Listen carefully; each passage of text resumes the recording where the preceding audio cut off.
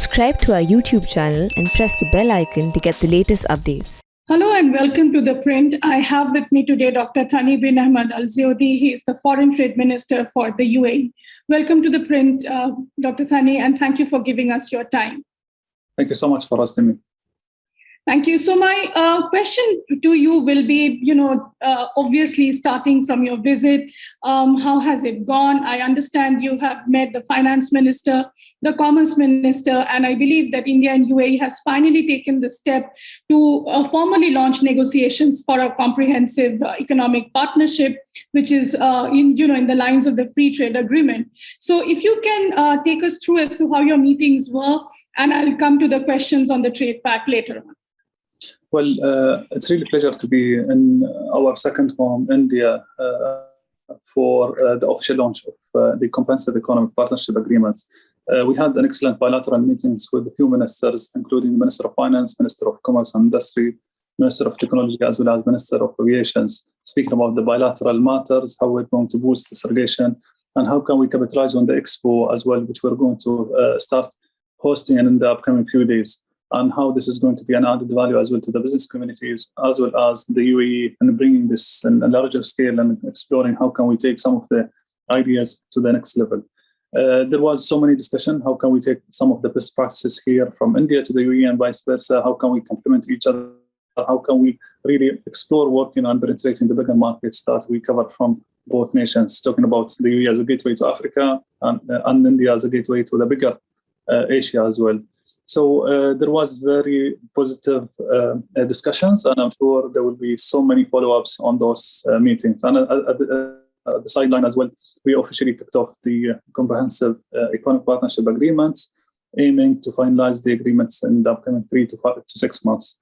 And the official negotiation already started this morning. Okay, so that's interesting. You are saying that both sides will be able to conclude the trade talks and probably sign the trade pact in the next 6 months. Is that right? Yeah, we started the work on CEPA, and we were aiming that we're going to finalize at the middle of Expo and going to sign the agreements before the end of Expo, with the aim that we're going to take our bilateral relations from the current levels, which is around 40 billion to $100 billion in the upcoming 5 years, which is, we see as well, it's way less than what we can do together. It's going to bring as well business opportunities. We want to take this investments potentials to the next level. We're going to focus on key sectors. We're going as well to transform the conventional sectors and ensure that we're going to add value to the humanitarian and the people of the region in general. Talk about strategic sectors which we want to focus on: agri-tech, artificial intelligence, green infrastructure, renewables, healthcare, as well as the industries, which I'm sure we're going to explore more potential. So from the relation, from this historical relation, we know that this is doable. We can do it in 3 to 6 months. And I'm sure that our relation is beyond agreements. We've been working together and we're going to continue working together. And I'm sure the CEPA is going to be just another instrument to boost this relation. Mm-hmm. So if I can understand from you, Minister Thani, is the fact that, India has several similar trade pacts in the pipeline which have got stalled. Some have not moved for several years now. But to understand from your perspective, from UAE's perspective, India would definitely try and understand how it can gain in terms of market access in that region and in your country, and also as far as services trade is concerned, because that has been one of the main demands for India across the board with all other countries. So are we going to see any ease of travel, and also what are some of the sectors where Indian exporters or Indian traders can have benefit from your market? We do believe that the CEPA will strengthen the trade and investments between both nations, and will create a new economic and social benefits, as well as improving the living standards for both residents in both countries. And from the UAE aspects, we can reach the 2/3 of the world's population in just 8 hours by air.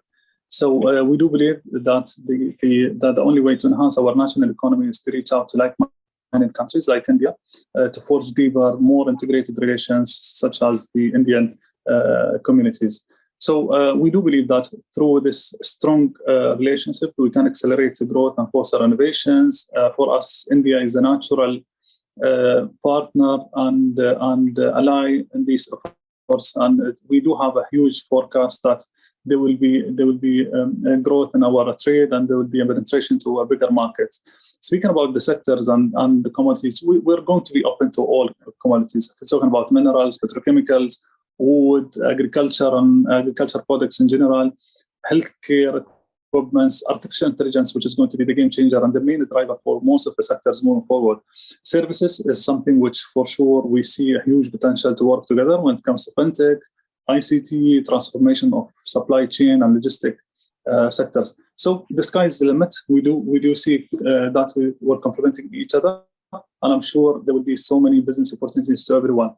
We don't want to forget as well one of the most crucial sector, which is the SMEs, the small and medium enterprises, which both countries are putting a lot of efforts to ensure that the middle class and the new minds are going to get into this economic and business ecosystem. So I want to make sure that we provide the ecosystem to everyone, and we want to make sure that we join forces in this direction. Mm-hmm. So one of the key segments in any trade pact, as far as India is concerned, has always been investments and connectivity. So let me ask you, in terms of both, when it comes to investments, there were talks some time back that India is looking at some of the sovereign funds that Abu Dhabi has to offer. One, and secondly, when it comes to connectivity projects, we've seen the kind of inroads that India has done in terms of having a Chabahar port in Iran. Do you think now with the situation also in Afghanistan, how would you follow up on the connectivity issue? Because that's key for, at least for South Asia, by connecting with the larger, market like UAE. On the first point, speaking about the investment is going to be to have a dedicated chapter within the CEPA. But let's not forget that there is another high-level committee which looks after investments, which is chaired by both His Highness Sheikh Hamad bin Zayed and His Excellency Minister Goyal. They've been doing a fantastic job in attracting more investments and even sharing the best practices. In the last few years, we've been increasing the investments in the UAE, and under even the guidance of His Highness Sheikh Hamad bin Zayed, the Conference of Abu Dhabi, and the follow-up of His Highness Sheikh Hamad bin Zayed, the UAE announced the investment or the interest to invest $75 billion in the infrastructure and in the Indian market, which means that the investment is going to come. And through this committee and through the CEPA, for sure, we're going to attract more and encourage more sovereign wealth funds to come and see what are the potential, how can we work together. What we want to do aspect is to ensure that we hook the dots and we link the right people together so they can discuss the business opportunities and capitalize on those opportunities. On the second point, connectivities, it's the theme of Expo, and we do understand that connectivity is the game changer when it comes to investment and trade. And through the investment of the UAE, through DP World and through Abu Dhabi ports, we do have accessibility to more than 70 ports around the world, and we do have links with more than 250 points around the world. So I'm sure through this CEPA, we're going to integrate and complement each other and have bigger penetration in the global market. So connectivity is something which we're going to complement. We're going to work with the various Indian stakeholders and colleagues to ensure that we capitalize on their capabilities as well as they access our capabilities and relations. Mm-hmm. And also, in terms of the demands that you would be having with India under this trade agreement, I'm asking you this question because every trade agreement that India negotiates in the past also has got stuck when it came to issues such as, agricultural produce and when it comes to the farmer issue. Now, let me ask from you, what is the main sectors that UAE will be focusing on? And also, under the trade agreement, would you be looking at zero tariffs? If you do, then which will be those products in tariff lines in which you will expect India to probably go for a zero tariff road path altogether? I don't want to limit the sectors to whatever I'm going to mention, but for sure we're interested heavily in services. We're interested in technology, and for sure we're very interested in talents, which is the game changer in the ICT and the digitalization sphere. But also there will be so many other sectors which are going to be debated into the whole negotiation.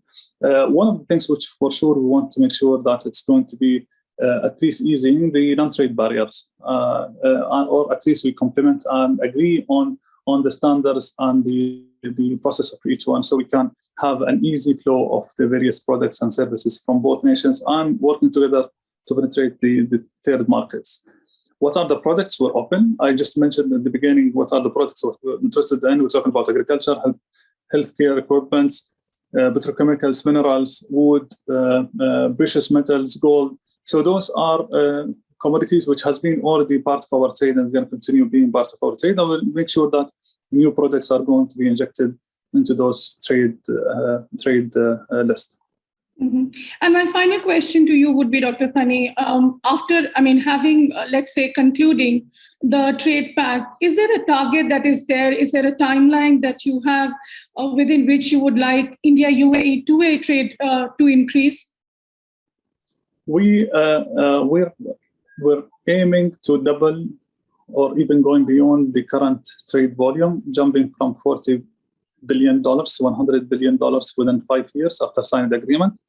But I think we're trying to be here conservative. The potential is way bigger than the $100 billion, and we want to make sure that we fulfill those numbers and move on very quickly. I'm sure we can bring more prosperity, more value to both nations through this agreement. Mm-hmm. And this is really my final question, just to understand from you. You are hopeful that you'll be able to conclude it in the next 6 months. So can we see more negotiations happening now? Negotiations intensifying in the months to come? There will be so many meetings, physical and virtual, and we'll make sure that we're fulfilling the deadline. The deadline, yes, we set for ourselves, but has been as well directed by our board leaders. So everyone is following up on this tough timelines, and I do believe that it's doable. Mm-hmm. But then will it be at par with what we are seeing in the world, CPTPP coming up? Then there is RCEP, which is going to be soon ratified. So when the world is having such bigger trade blocs and India is unfortunately not part of either of those, do you think this will complement the larger trade arrangements? We see the Indian government is opening up to the world by starting the negotiation with UK and Australia and the UAE, and I'm sure there will be so many other FTAs to come with very ambitious targets to be achieved within 1 year, within 10 years, or with the $1 trillion imports and another 1 trillion exports. I think the opening up the markets is the right way, and for sure this FTA is going to be even complementing the other CBAs that we work with the rest of the world and with the other 7 countries as the first match, and we can complement and work together to ensure that our trade services and commodities are accessible to those bigger markets. Mm-hmm. Well, Dr. Thani, thank you so much for talking to The Print. I hope that the trade pact really gets concluded. And thank you for talking to us. Please take care. Thank you so much for your time. Thank you.